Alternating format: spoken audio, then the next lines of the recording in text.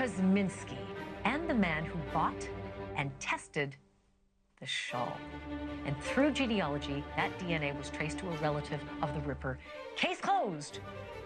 Or is it? Headlines of the infamous Jack the Ripper's identity finally being revealed have been going around recently. According to superfan Russell Edwards, they have found DNA evidence tying Aaron Kosminski to a murder committed by the Ripper himself. Spoiler alert, the DNA evidence isn't fully conclusive yet, but let's go over the history of the suspect and see how really well it lines up. Jack the Ripper was far from the first serial killer, and it's hard to understand why we even remember him today when you look at the murders that he actually committed. We'll get into that in a sec.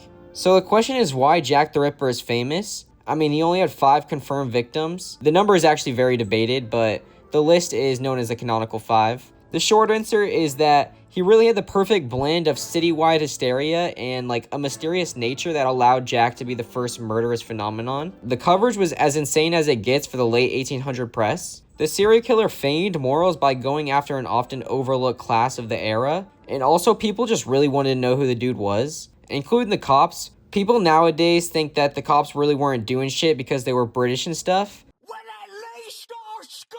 But they made a lot of progress mainly because they straight up hated the killer's guts. He had the streets in more panic than Prime Vaughn, and cops ended up with nothing but false leads, including fake confessions. After about 150 years today, we still theorize who it really was. So what actually happened super quick? It was in 1888 during like really foggy alleys in Whitechapel. Over a few months, 5 women met a gruesome fate in what we now call the Ripper's canonical 5. It starts with Mary Ann Polly Nichols. She was found on August 31st, 1888. She was discovered on Bucks Road with her throat sliced and her body mutilated with the kind of horror that sent Victorian tabloids into a frenzy. Later comes Annie Chapman on September 8th.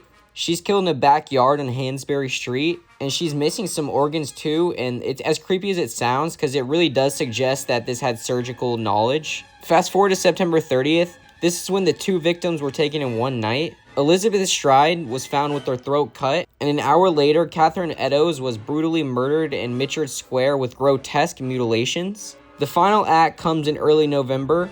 Mary Jane Kelly killed indoors in her tiny room on Miller's Court. She was the youngest and met the most horrifying end of all. By then, London was in a full-blown panic, and Jack the Ripper was already alive. Aaron Kosminski, a local Polish barber with severe mental health issues who ended up in an asylum, was one of the suspects of the time. It's very interesting to see what the cops actually thought of Kosminski. High-ranking police officers later revealed that they believed Kosminski to be the prime suspect. Sir Robert Anderson was the highest-ranking officer to have involvement with the Jack the Ripper case, and he was very open about his ideas on the perpetrator. He later wrote about it where he clearly believed the murderer was very sexually disturbed, unlike any natural human, going as far as to state that Jack the Ripper was confined in an asylum in his life. The police went door to door inspecting every man in the vicinity of the murders in order to determine what type of person could even be doing this kind of crime. In the period, it was much more common to live with multiple people, and they determined the perpetrator had to be a Polish Jew. Like, Anderson thought the suspect was definitely Polish Jew without a question of a doubt because of how the houses were laid out and being able to go and visit where the murders were taking place and not be seen by people. Quick fun fact, the name Jack the Ripper comes from a letter written and signed by Jack, claiming to be the killer. Anderson tracked down the person who wrote the letter, confirming he was not the real killer. However, the person who did write the letter believed the killer to be the same suspect that Anderson thought it was. And as I just said, Kosminski was the prime suspect. It really is a misconception that the investigators were onto nothing, because they repeatedly reached the same conclusions that Redditors are reaching today. Let's go over everything the official jacktheripper.org knows about this guy. It is now known that the suspect in question was named Aaron Mordecai, I don't know how to say that, Kosminski. He lived from 1865 to 1919. A Polish-born immigrant whose father, Abram Joseph Kosminski, was a tailor, an occupation that Aaron's brother Isaac would also take up. As far as can be ascertained, Isaac arrived in London at some stage between 1871 and 1873, where he became a successful, prosperous tailor. We know virtually nothing about Aaron's life in London. His later medical records state his occupation as hairdresser, but it is also stated that he had not attempted any work for years. He had one brief public appearance in 1889 for an unrelated court case, and after that, he displayed signs of mental illness where a professional stated he goes about the streets and picks up bits of bread out of the gutters and eats them. He drinks water from the taps and he refuses food at the hands of others. He took up a knife and threatened the life of his sister. He is very dirty and not to be washed. He has not attempted any kind of work for years. He lived for many years and he transferred to Leavesden Asylum in 1894, where he died in 1919. So it is all starting to line up a little bit, if you ask me. Let's look at some of the previous theories about the case. BuzzFeed Unsolved made a video I remember watching before. Kosminski might be a name familiar to the public due to the fact in a book entitled, quote, Naming Jack the Ripper. Shaw, purchased at an auction, contains DNA evidence proving Kosminski is the killer, and that it reportedly was found at the murder scene on the person of Catherine Eddowes, the fourth Ripper victim. They also claim that semen on the scarf is linked to relatives of Kosminski. So it looks like we fucking got him, right? It seems like we have him dead to rights, don't we? Edwards even said this is literally the only piece of biological evidence this case has ever seen. We're already getting into spoilers, but that is the scarf that we've all been hearing about recently. I was surprised how much evidence they really had on Kosminski going back that far. This video came out in 2018, which is literally 2 years after Blonde dropped.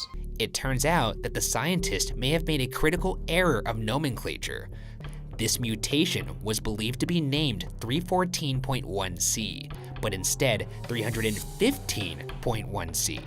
Yeah, so in the video they say this genetic evidence wasn't really significant considering how common the misidentified mutation is. I mean, the mutation is literally found in 99% of European population. How do you mess up that bad though? Just to clarify, the blood believed to be Eddowes is what was misidentified and not the jizz. So supposedly the jizz is still Kosminski's. But hey, as I said, the video is really old. We'll see how correct it is soon. I found this random comment that really thought they pieced it all together 5 years ago. Interestingly, a professor I once had told us that the police always knew it was Aaron Kosminski. He, my professor, claimed to have visited the Crime Museum of Scotland Yard, which is not open to the public and is only accessible by invitation. There he learned that Scotland Yard actually had solved the case. Aaron Kosminski had contracted syphilis from one of the local prostitutes. Problem is, he couldn't remember which one. Worse, late-stage syphilis can cause insanity, especially if not treated. They stipulate that he basically went on a rampage and killed any prostitute he thought could have been the one that passed him the syphilis. The reason they covered it up is interesting. Kosminski was a Polish-Jewish immigrant and the police feared that if this was made to be public, there would be war on the streets with people harassing the Polish-Jewish neighborhoods. So they covered it up, and the reason they continued to just let it play out as an unsolved case is simple enough. Tourism revenue from people who are interested in the Jack the Ripper tales. This had my body shaking the first time I read it, but then I thought about it a little bit. First off, why would the professor know this? Also, I thought it made a lot of sense actually,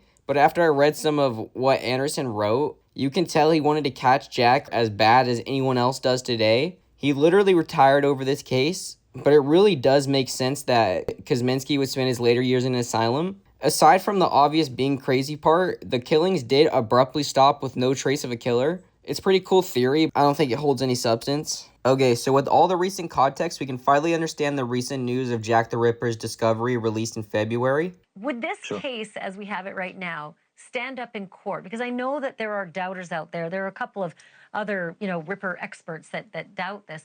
Would it stand up in court, just the fact that that shawl's been around 135 years? You bought it at auction. It's been passed around. The chain of custody, that there could have been touch DNA. There could have been all sorts of things. Do you think it would be a court case that could be won? Yes, uncontaminated DNA we got, which is always a confusion to most.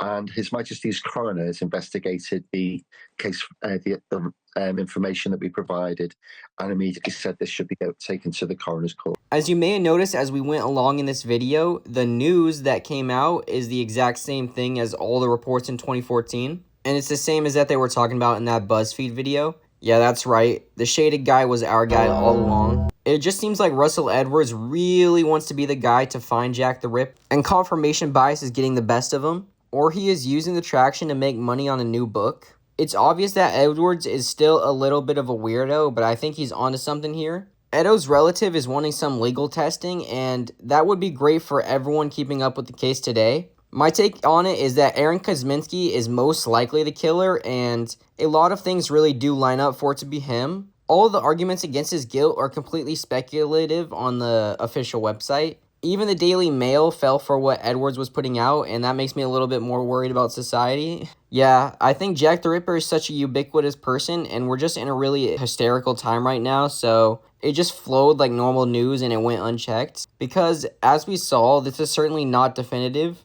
There's clear mischief throughout this whole thing. Don't get me wrong, I'm joining the Kosminski's bandwagon. That being said, the news headlines are straight up scummy. I saw tons of comments on TikTok along the lines of, "We got Jack the Ripper's identity revealed before GTA 6. Alright, I hope you guys enjoyed today's video. Leave a like, comment, and subscribe if you did. That's about it. I'll see ya.